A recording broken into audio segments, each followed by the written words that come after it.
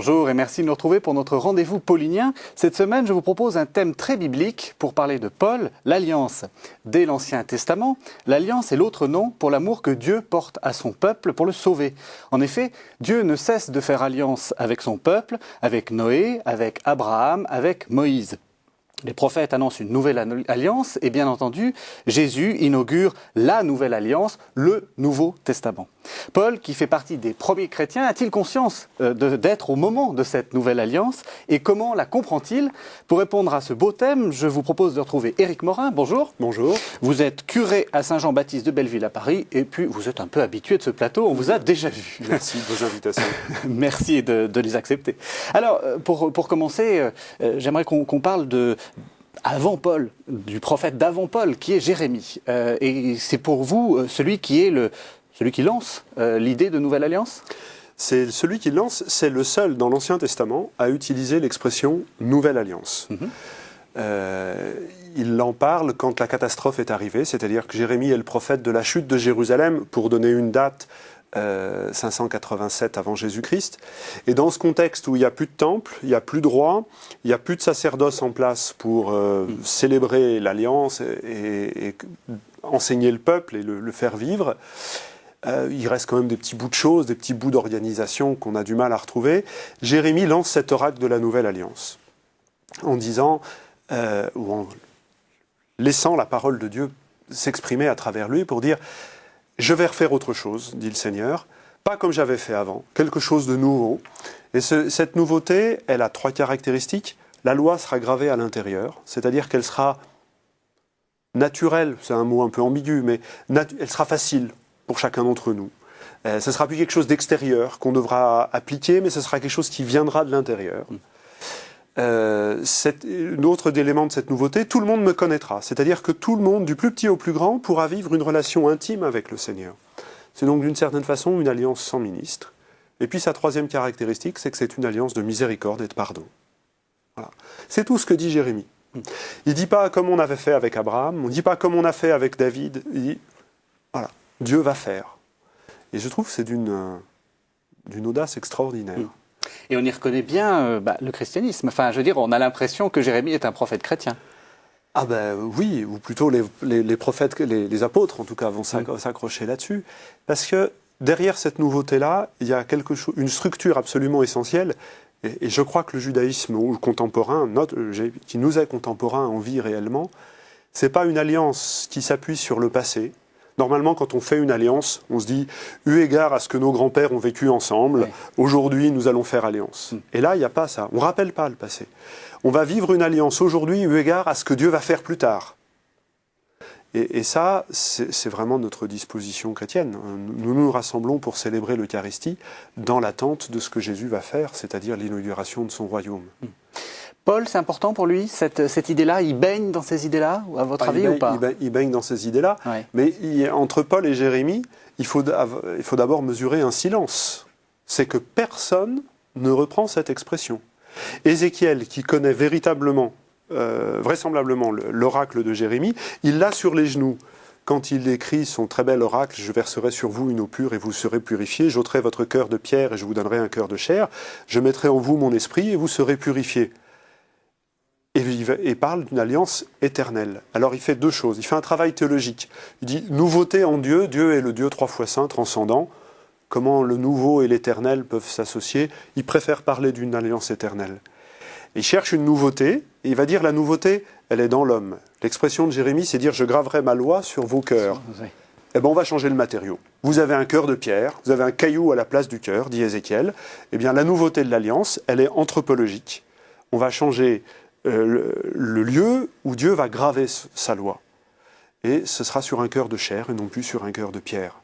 Donc l'interprétation qui va être courante jusqu'à Jésus, on laisse la question ouverte, inclus ou exclu, l'interprétation courante, ça va être de dire le renouvellement, il est anthropologique.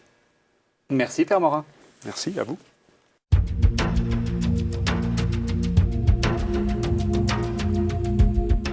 Alors Père Morin, on est toujours dans l'Alliance. Vous nous avez parlé de Jérémie, et puis vous nous avez dit qu'il y a un grand silence jusqu'à Jésus. Alors, pourquoi est-ce que Jésus relance ces idées d'alliance, et à quel moment il les relance en fait? Il les relance tout à la fin. L'idée d'alliance, je crois qu'il ne la quitte jamais.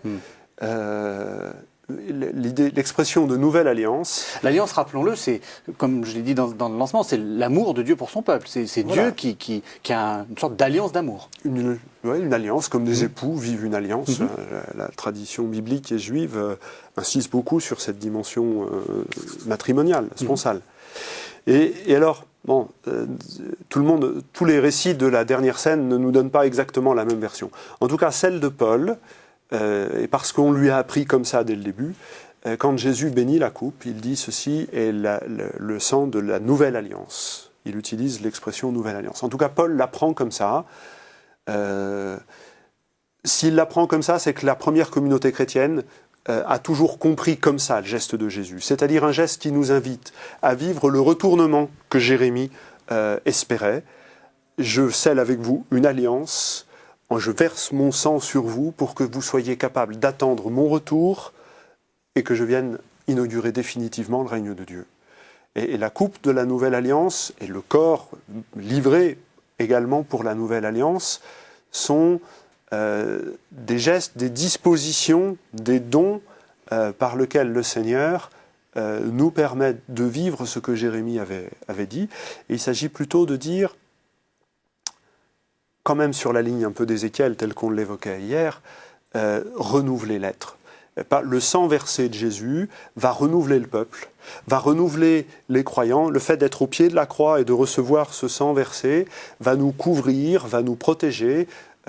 Paul développe cette image dans la lettre aux Romains au chapitre 3, plutôt à partir de la fête de Kippour que de la fête de Pâques, mais on voit bien quand même une continuité d'image pour dire que le sang du Christ vient vivifier les cœurs de pécheurs que nous sommes, vient nous renouveler, ainsi renouveler Israël dans l'Alliance pour que le peuple d'Israël puisse vivre l'Alliance et attendre le règne de Dieu. C'est donc pas un nouveau traité, enfin je veux dire, c'est pas un nouvel accord, un modus vivendi, c'est quelque chose de radicalement nouveau. C'est la signature du traité avec la croix, en bas de la page, signée avec le sang. Quelle est l'importance justement de ce sang? Pourquoi ce sang? Parce que le sang c'est la vie, et que l'alliance, alors c'est un élément de rupture avec l'alliance de l'Ancien Testament, c'est que dans l'Ancien Testament, si on ne respecte pas l'alliance, la vie est en jeu, la vie est menacée. Dans le Nouveau Testament, c'est le contraire. La vie est donnée, l'alliance est en vue de la vie. Jésus donne sa vie pour que l'alliance nous donne la vie. Il n'y a plus d'opposition entre la vie et l'alliance est vraiment pour la vie. Dans le Deutéronome, Dieu dit « Je mets devant vous la vie et la mort, choisissez l'alliance et vous aurez la vie ». Jésus nous dit « Voici ma vie ». Et c'est ça l'alliance. Pourquoi est-ce que Paul a besoin de rappeler ces paroles et de dire il faut faire mémoire? Ça va un peu dans le sens de ce que vous venez de dire, non? Pourquoi Parce que c'est quand même très bizarre. C'est presque. On a l'impression que c'est presque les seules paroles de Jésus qu'il a besoin de. À peu près les seules. On peut le dire comme ça. On peut essayer de raffiner. Mais c'est les seules paroles qu'il a besoin de rappeler en disant mais vous ferez mémoire de moi. Enfin, vous ferez mémoire de ça. Parce que c'est justement les paroles par lesquelles la conversion s'opère. La conversion au sens physique du terme. On ne se tourne plus vers le passé, on se tourne vers l'avenir. Bien évidemment, quand on célèbre l'Eucharistie, on se souvient de ce que Jésus a fait, de sa mort et de sa résurrection. On le fait dans l'attente de son retour. Et Paul insiste là-dessus, et quand on regarde en détail le texte, il y a des petites modifications qu'il insère dans le rituel, puisqu'il nous rappelle un rituel, pour insister, pour dire, vous célébrez, vous annoncez la mort et la résurrection de Jésus jusqu'à ce qu'il vienne. Et c'est lui qui va séparer aussi les gestes strictement liturgiques de la bénédiction du pain et de la fraction du pain et de la bénédiction de la coupe du repas communautaire. Et cette liturgisation de la mémoire de Jésus veut donner une dimension d'eschatologique, une dimension de nous attendons celui qui vient. Et donc l'idée de nouveauté est vraiment en continuité avec Jérémie, là pour le point. Il s'agit d'une nouvelle posture dans l'Alliance. Merci Père Morin.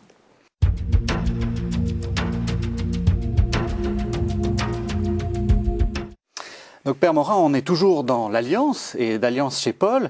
Vous nous avez expliqué que le dernier repas, c'est le moment où l'Alliance est renouvelée. Et ensuite, j'aimerais que vous nous disiez un peu comment Paul comprend ça, comment il voit ce renouvellement de l'Alliance. Le premier projet missionnaire de Paul, oui, c'est de renouveler Israël dans l'Alliance. Le renouvellement de l'Alliance, c'est le renouvellement d'Israël dans l'Alliance. Et il reste par là assez fidèle à ce que Ézéchiel avait dit. Il faut changer le cœur, passer du cœur de pierre au cœur de chair. Mais moi, j'ai envie de vous dire, Dieu le fait très bien. Pourquoi est-ce qu'il a besoin de missionnaires? Quelle est cette idée de Paul de se substituer à Dieu en disant « je vais aider au renouvellement de l'Alliance » ? Et c'est pas justement, il vient pas aider au renouvellement de l'Alliance, il vient aider au renouvellement du peuple dans l'Alliance. Il était déjà vraisemblablement missionnaire. Les pharisiens ont déjà un peu cette idée-là, d'aller de synagogue en synagogue pour renouveler au moins l'ardeur du peuple dans la fidélité et dans la spiritualisation de l'Alliance. C'est important de dire ça. Et une fois... oui, c'est très important. Spiritualisation voulait dire que ça ne devienne pas une sorte de mécanisme légaliste, etc. Oui, contrairement à ce qu'ont dit les Juifs qui obéissent bêtement à la loi. C'est ça. Et du coup, Paul, une fois qu'il a rencontré le Christ sur la route de Damas, il découvre que c'est lui, par le don de sa vie, qui vient renouveler. Et donc il l'annonce. Et il célèbre des baptêmes, l'Eucharistie. Il fonde des communautés qui vont pouvoir vivre cela.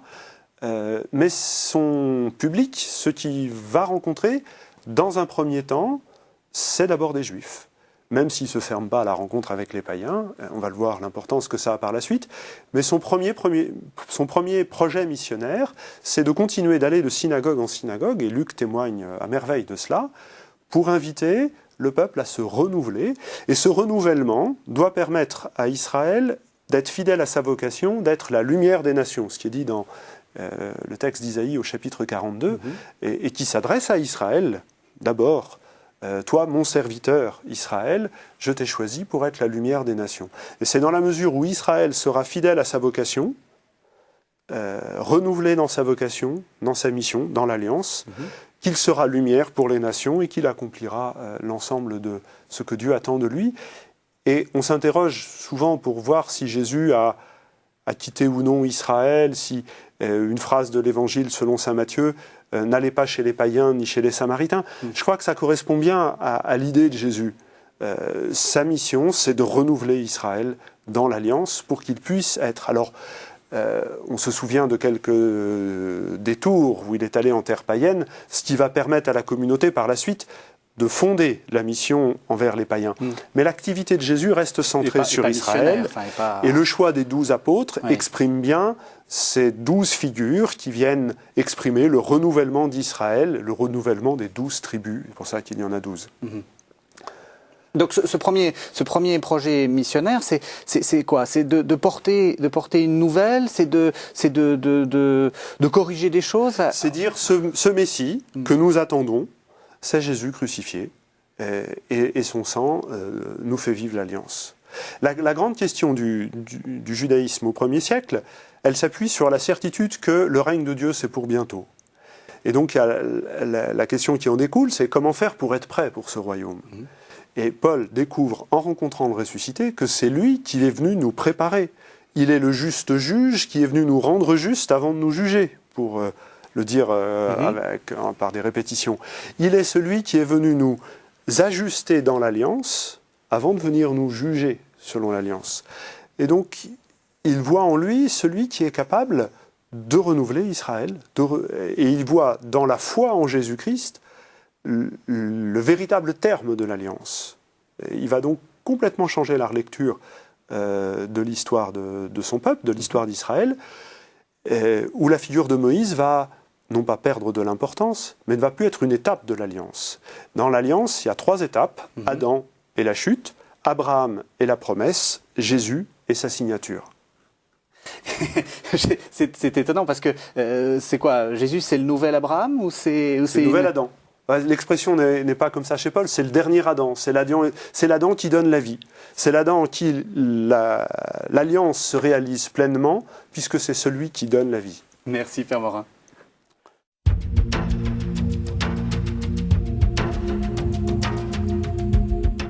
Père Morin, on parle toujours de l'alliance et comment Paul comprend l'alliance.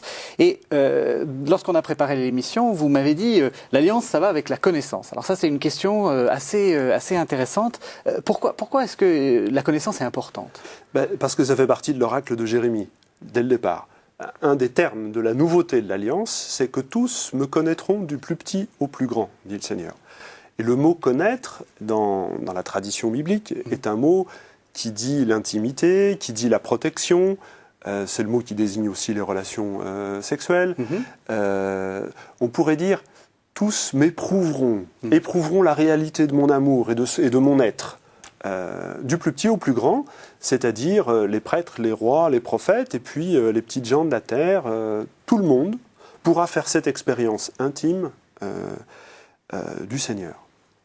Et alors, Paul, qui dans ce premier temps qu'on évoquait hier, va de synagogue en synagogue pour renouveler Israël dans l'Alliance, fait au bout d'un certain temps, avec ses compagnons, Barnabé et les autres, un constat d'échec relatif. C'est-à-dire que quelques juifs dans chacune des villes où il est passé acceptent le message, et quelques païens s'agrègent à cette communauté, et les relations entre ce nouveau groupe et la synagogue d'origine sont mauvaises, très mauvaises, voire conflictuelles, et donc rapidement, les deux groupes sont obligés de se séparer. Et il y a sûrement eu, avec la communauté d'Antioche, une réflexion spirituelle, théologique, un travail de discernement, pour se dire, mais qu'est-ce qui se passe?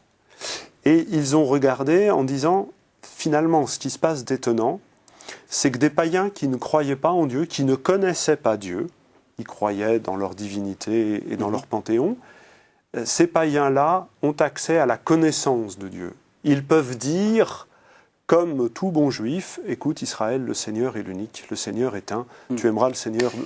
Donc connaissance, c'est aller plus loin que simplement savoir qui est Dieu, hein, on est d'accord? Bien évidemment, c'est bien évidemment autre chose que savoir que Dieu existe, c'est vivre une relation. Et du coup, ils vont faire cette interprétation qu'ils vont refaire à plusieurs reprises. Tous me connaîtront du plus petit au plus grand, ce qui était une manière de dire toute la société israélite. Ils vont dire les juifs et les païens. Et on trouve dans la lettre aux Romains, à plusieurs reprises, par exemple à partir du livre d'Osée, ce qui n'était pas mon peuple devient mon peuple. Eh bien, ce qui n'était pas mon peuple, c'était les païens. Par la foi en Jésus, ils vivent l'alliance et ils deviennent le peuple de Dieu.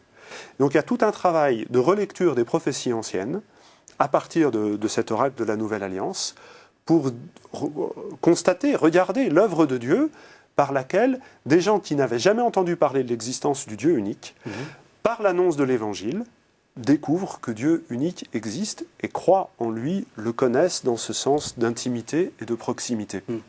Est-ce que c'est ce qui peut être la caractéristique de la Nouvelle Alliance? C'est-à-dire que l'Ancienne Alliance n'est pas de connaissance et la Nouvelle l'est. Est-ce qu'on peut y aller jusque-là ou est-ce que c'est un peu simplet? Pas tant par voie d'opposition, mais je pense qu'à ce moment-là, pour Paul, et cette école, enfin, c'est vraiment un travail d'école qu'ils ont fait à Antioche, avec Barnabé, avec d'autres, Tite, Sylvain sûrement, Pierre peut-être, on ne sait pas trop. La connaissance devient, au sens où les théologiens disent, une note de la Nouvelle Alliance. Vous savez, quand on professe notre credo, on dit « je crois en l'Église une, sainte, catholique et apostolique ». Les théologiens appellent ça les 4 notes de l'Église, c'est-à-dire 4 identités qui constituent l'Église et qui la manifestent en même temps. L'Église ne peut pas ne pas être sainte, et c'est la sainteté de l'Église qui manifeste qu'elle est l'Église, même si elle est constituée de pécheurs. Eh bien, je crois que la connaissance est une note de l'Alliance, c'est-à-dire que ça la constitue. On ne peut pas vivre l'Alliance si on n'a pas cette relation avec le Seigneur, et ça la manifeste. Des hommes et des femmes qui vivent une telle relation font voir ce que c'est l'Alliance. Donc la connaissance se montre par les actes, en fait? La connaissance se montre par la vie chrétienne, par l'intimité avec le Seigneur, par la vie chrétienne, par la liturgie, par la prière, par la louange, par la charité, bien évidemment. Alors avec les Corinthiens, il va y avoir une discussion, parce qu'ils vont avoir eu le sentiment de... ça va leur monter à la tête. Paul va leur dire très clairement, la connaissance vous a bouffi, mais c'est l'amour qui édifie. Et alors ils avaient tendance à croire qu'ils avaient la connaissance de Dieu. Nous, on connaît Dieu, tout va bien. Et Paul leur fait comprendre avec beaucoup de subtilité dans une phrase superbe, celui qui croit connaître ne connaît pas encore, celui qui aime, celui-là est connu, sous-entendu de Dieu. Merci Père Morin.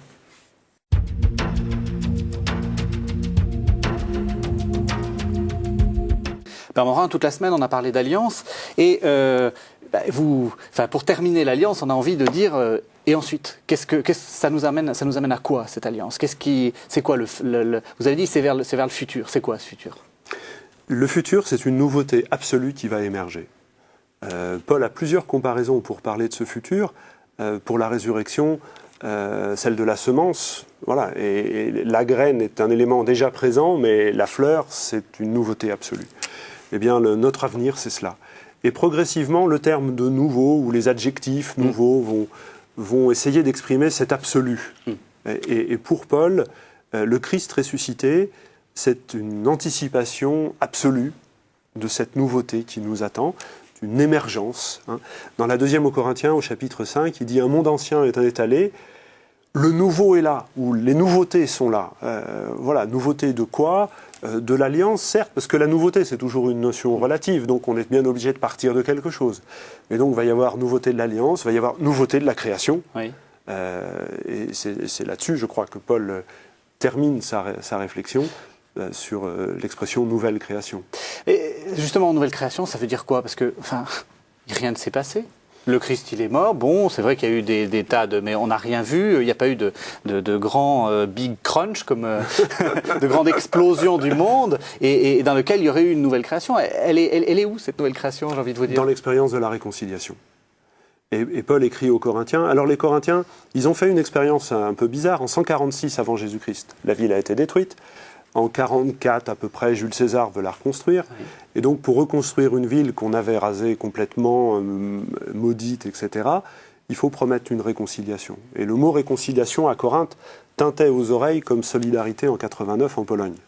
Et Paul, dans la deuxième aux Corinthiens au chapitre 5, dit « La nouveauté, l'expérience de la nouveauté, laissez-nous vous l'annoncer.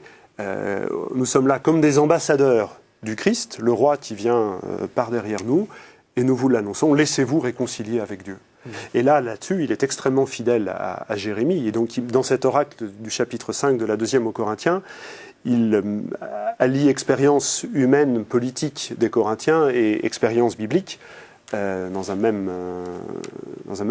des vocabulaires différents qu'ils font ensemble pour dire l'expérience de la nouveauté que nous faisons, c'est celle de la réconciliation.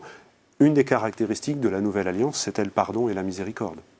Ça veut dire quoi? Ça veut dire le pardon et la miséricorde entre les hommes, c'est-à-dire que le fait d'être chrétien, ça va nous créer de nouveaux rapports entre nous, ou avec Dieu? Et comment ça se manifeste?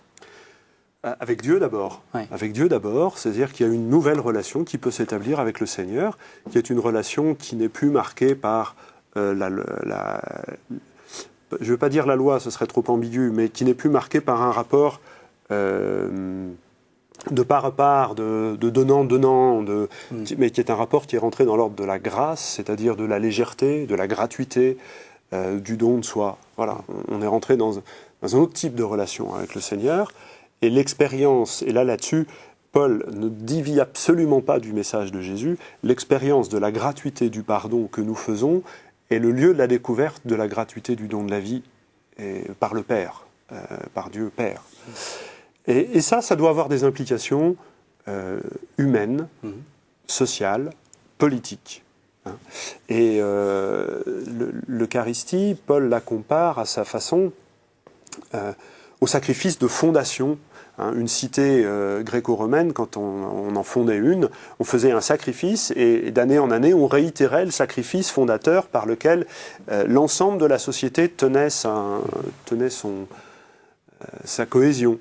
L'Eucharistie est le sacrifice de fondation de la nouvelle alliance et de la nouvelle création, et on reçoit chacun notre part, un peu de pain, une participation à une même coupe, que l'on soit grand, que l'on soit petit, chacun reçoit cet élément. Et c'est un élément socio-religieux extrêmement nouveau. Dans la sociologie des religions, on montre bien que chacun recevait une petite part, une grande part, selon sa place sociale. Un monde nouveau est là, et l'Eucharistie l'anticipe. Merci beaucoup, Père Morin. Alors, les téléspectateurs ont peut-être envie de vous retrouver sur ce thème-là, et vous venez de faire paraître aux éditions Gabalda Paul et les Corinthiens face à l'oracle de la Nouvelle Alliance, donc Jérémie, le rôle herméneutique de la figure de Jérémie dans les lettres de Paul aux Corinthiens. Donc, c'est aux éditions Gabalda, paru en 2009. Merci beaucoup. Merci de nous avoir suivis. À la semaine prochaine.